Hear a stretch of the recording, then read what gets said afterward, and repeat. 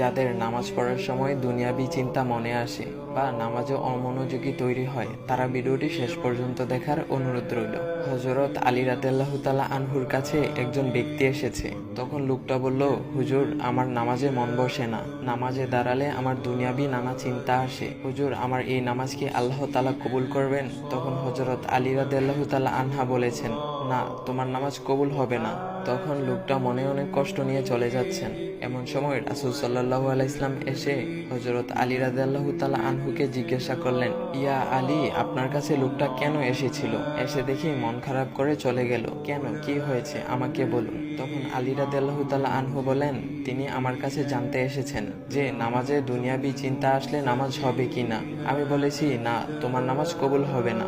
রাসূল সাল্লাল্লাহু আলাইহি ওয়াসাল্লাম তখন বলেন, ইয়া আলী, আপনাকে আমি একটা চাদর উপহার দিতে চাই, তবে একটা শর্ত আছে। আলী রাদিয়াল্লাহু তাআলা আনহু খুশি হয়ে বলেন, ইয়া রাসূলুল্লাহ, কি শর্ত তা বলুন, আমি আপনার সকল শর্ত মেনে নিব।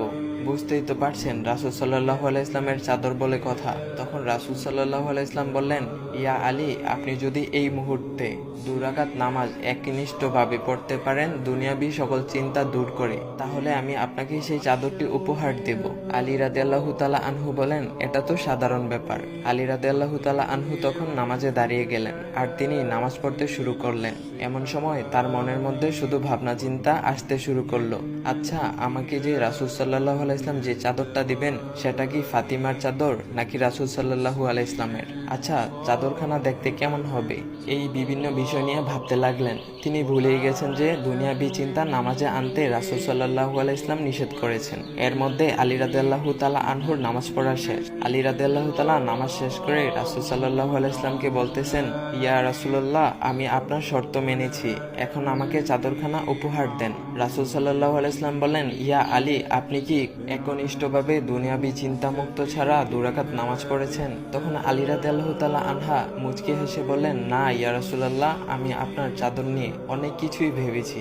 তখন রাসূল সাল্লাল্লাহু আলাইহি ইসলাম বলেন, ইয়া আলী, নামাজ তোমারও হয়েছে, আর তুমি যাকে নামাজ হবে না বলে ফতোয়া দিয়েছ, তার নামাজও আল্লাহ তাআলা কবুল করে নিয়েছেন। শোনো আলী, দুনিয়াবি চিন্তা দ্বারা নামাজ বাতিল হয় না, নামাজ মহান আল্লাহ তাআলা কবুল করে নেন। সকল ফরজ নিয়ম কানুন মেনে নামাজ পড়লে নামাজ হবে ইনশাল্লাহ। তবে আমাদের সকলের উচিত নামাজ আদায় করার সময় একমাত্র আল্লাহকে স্মরণ করে নামাজ আদায় করা। নামাজে দাঁড়ালে দুনিয়াবি চিন্তা মাথায় আসে, এটা শয়তানের একটা ফাঁদ। আল্লাহ তাআলা আমাদের সকলকে শয়তানের কুমন্ত্রণা থেকে হেফাজত রাখুক এবং সঠিকভাবে মনোযোগের সাথে নামাজ আদায় করার মতো তৌফিক দান করুক। সবাই বলি আমিন। চাইলে ভিডিওটা আপনি অন্যদের কাছে শেয়ার করতে পারেন, এতে অন্যদের ভুল ভ্রান্তিগুলো দূর হবে।